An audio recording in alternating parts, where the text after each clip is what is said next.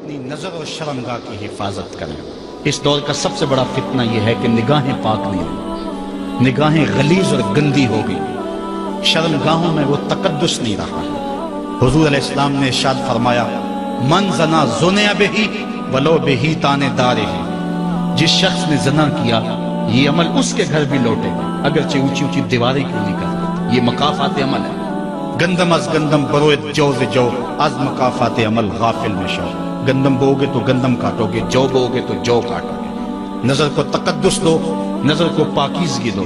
حضرت لقمان حکیم کہتے ہیں کہ میں کئی نبیوں سے ملا ہوں، کئی نبیوں سے ملاقات کی ہے، اور میں ان سے دو دو چار چار باتیں جمع کی ہیں، اور ان ساری باتوں کو میں نے جمع کر کے 100 باتیں جمع کی ہیں، اور ان کا پھر میں نے خلاصہ تیار کیا ہے۔ ان میں 8 باتیں الگ کی ہیں۔ ان 8 باتوں میں ایک بات یہ ہے، جب کسی کے گھر جاؤ تو نظر کو حفاظت میں رکھو۔ جس شخص کے مہمان بنو، جس کے گھر جاؤ، تمہاری نظر نہ بھٹکنے پائے۔ نظر اگر غیر محرم کو شہوت سے دیکھتی ہے، حدیث میں آتا ہے کل قیامت کے دن جہنم کی آگ سے بھر دی جائے، وہ سخت رسوا ہوگا۔ آج میڈیا کی آوارگی اور انٹرنیٹ پہ جو کچھ ہو رہا ہے، ٹیلی ویژن اور سینما جو بدتمیزی پھیلا رہے ہیں، اور موبائل پیکج جس طرح بے حیائی کو فروغ ہو رہا ہے، ہم اس کے خلاف پوری قوت کے ساتھ بند باندھیں۔ اپنی اولادوں کے ہاتھوں سے ناول چھین لو، ان کے ہاتھوں سے جو ہے وہ فلمیں چھین لو، ان کی خلوتوں پہ نظر رکھو اور ان کی حفاظت کرو۔ جس شخص کی نظر پاک نہیں ہے اس کے من میں طہارت نہیں آ سکتی ہے، دل پاک نہیں ہے اس کو جو ہے وہ باطن کا نور نصیب نہیں ہو سکتا۔ وائے قوم کشتائے تدبیر غیر، کار او تخریب خود تعمیر غیر، از حیا بیگانہ پیرانے کہن، نوجوانہ چوں زنا مشغول تن۔ کتنی حکمت والی بات کہی اقبال نے۔ وہ اپنے دور کا دکھڑا سناتا ہے، جس دور سے ہم گزر رہے ہیں اب تو عجیب حال ہو گئے۔ اقبال کہتا ہے یہ جو میرا دور ہے، جوان تو جوان رہے، بوڑھوں کی نظروں میں حیا نہیں۔ از حیا بیگانہ پیرانے کہن، بوڑھے لوگوں کی آنکھوں میں بھی اقبال کہتا ہے حیا نہیں رہا۔ نوجوانہ چوں زنا مشغول تن، اور نوجوان عورتوں کی طرح اپنے تن کے ساتھ لگے ہوئے ہیں، اپنے تن کو سنوارنے میں ہر وقت کنگھی پٹی میں لگے ہوئے ہیں۔ یہ مردوں کا کام نہیں ہوتا، یہ دلیروں اور بہادروں کا کام نہیں ہوتا، یہ عورتوں کے وظیفے ہیں۔ در دل شاں آرزوہا بے ثبات، مردہ زائن از بطون امہات۔ ان کے دلوں میں آرزویں کوئی اور ہی ہیں، اور ماؤں کے پیٹوں سے مردہ جنم لے رہے ہیں۔ دخترانے ہو بزلف خود اسیر، شوخ چشموں خود نماؤ خود دگیر۔ اور قوم کی بیٹیاں اپنی زلف کی خود قیدی ہو چکی ہیں، اور ہر وقت جو ہے وہ اپنے آپ کو آئینے میں دیکھتی رہتی ہیں۔ ساختہ پرداختہ دل باختہ، ابروان مثل دو تیغ آختہ۔ وہ جو گھر کی رونق تھی، جو آبرو اور حیا کا دوسرا نام تھا، آج وہ دل پھینک قسم کی ہو گئی ہے۔ آہ قوم میں دل سے حق پرداختہ، مرد و مرگے خیش را نہ شناختہ۔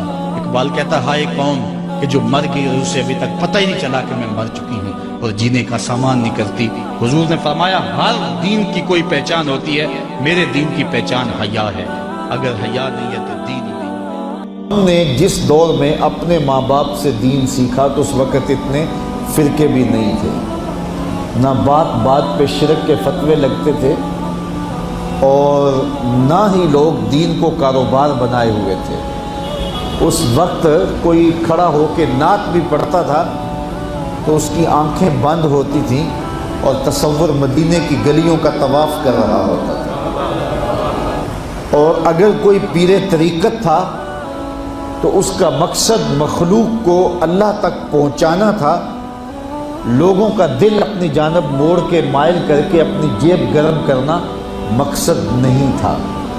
اس وقت عالم دین لوگوں کی عقیدتوں کو سمیٹ کر کے، گھیر کر کے، اپنی عقیدت کے دائرے میں ڈال کر کے ان سے سطحی مفاد حاصل کرنے کا دھندا نہیں کرتے تھے۔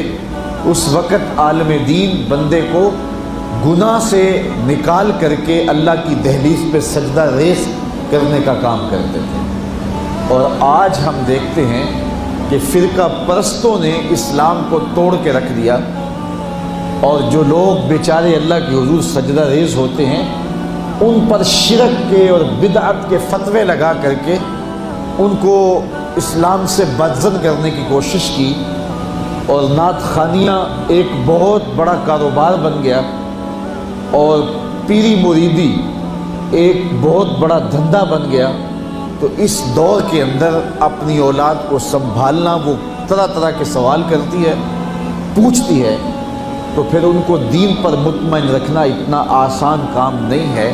ہمارے والدین نے ہماری تربیت کی تو ان کے لیے قدرے آسان تھا، لیکن ہمارے لیے اپنی اولاد کو سنبھالنا اور دین کی راہ پہ ڈالنا قدرے مشکل ہے۔ لیکن ہمارے والدین نے جو آسان کام کیا تھا اس کے لیے بھی بڑی محنت کی تھی، اور ہم اپنی اولاد کے لیے کیا اتنی محنت کر رہے ہیں جتنی محنت ہمارے والدین نے ہمارے اوپر کی تھی۔ تو اگر ہم نہیں کر رہے تو پھر ہماری اگلی اولادیں یا ان کی اگلی نسلیں پھر کن ہاتھوں میں ہوں؟ تو اس لیے ہمیں خاص طور پہ سوچنا چاہیے۔ میں نے قرآن مجید کی جو آیت کریمہ پڑھی ہے اس میں ارشاد فرمایا، اپنے آپ کو اور اپنی اولاد کو دوزخ کی آگ سے بچا لو جس کا ایندھن انسان اور پتھر ہے۔ تو مجھے اور آپ کو اپنی اولاد کی حفاظت کرنی چاہیے۔ بعض اوقات ہم وطن چھوڑ کے یہاں آتے ہیں اس لیے کہ ہماری اولادوں کا مستقبل ٹھیک ہو جائے۔ ہم خود پردیس کاٹ لیتے ہیں، تنہائیاں کاٹ لیتے ہیں، اذیتوں سے گزر جاتے ہیں، لیکن اولاد راہ مستقیم سے بھٹک جاتی ہے تو ہم نے ان کی دنیا کی زندگی کے تو سوار دی، لیکن جو حقیقی ابدی اور سرمدی زندگی ہے جو کبھی ختم ہونے والی نہیں ہے تو وہ برباد ہوگی۔ تو ہم نے اپنی اولاد کا بھلا نہیں کیا ہے، اپنی اولاد کا نقصان کیا۔ تو ہمیں چاہیے کہ ہم اپنی اولادوں کی حفاظت کریں، اور اولادوں کی حفاظت کیا ہے؟ ان کے اخلاق اچھے ہوں، ان کا کردار خوبصورت ہو، ان کے دین کی حفاظت ہو، اور وہ ایک صالح، سچے اور کھرے مسلمان کے صورت اپنی زندگی گزارنے کی مشق کریں، اور اس کا عملی نتیجہ ہماری آنکھوں کے سامنے ہو۔ میرے حضور نے ارشاد فرمایا کہ اپنی اولادوں کو 3 چیزیں سکھاؤ۔ پہلی چیز حب نبیکم، اپنی اولاد کو نبی کریم علیہ السلام کا پیار سکھاؤ۔ دوسری چیز وحب اہل بیتہ، اور حضور کے اہل بیت کا پیار سکھاؤ۔ اور تیسری چیز وتلاوت القرآن، انہیں قرآن مجید کی تلاوت کرنا سکھاؤ۔ یہ 3 چیزیں آپ اگر بچپن سے ہی اپنی اولاد کے اندر داخل کر چکے تو پھر آپ کامیاب ہوئے۔ یہ بات ذہن میں رکھیے کہ ہم اس وقت متوجہ ہوتے ہیں اولاد کی تربیت کے لیے جب وہ ہمارے ہاتھ سے نکل چکی ہوتی ہے۔ ہمارے گھروں میں ہماری صبح کا آغاز قرآن مجید کی تلاوت سے ہو تو پھر خیر و برکت کے قافلے ہمارے گھروں میں اتریں گے۔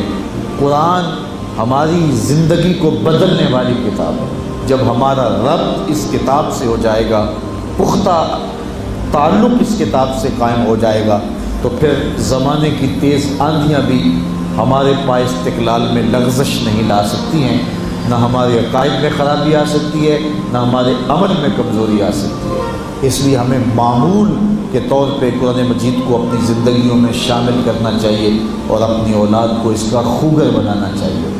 ایک زمانہ تھا کہ ہر گھر میں صبح کو قرآن کھلتا تھا، اور آج وہ دور ہم سے چھوٹتا چلا جا رہا ہے۔ صبح کے وقت موبائل تو کھلتے ہیں لیکن قرآن نہیں کھلتا، جس کا نتیجہ کیا؟ آج بے برکتیوں کے ڈیرے ہیں۔ کثرت مال کے باوجود بھی ہم بے برکتی کی بات کرتے ہیں، اس لیے کہ ہمارے گھروں میں قرآن مجید کا چراغاں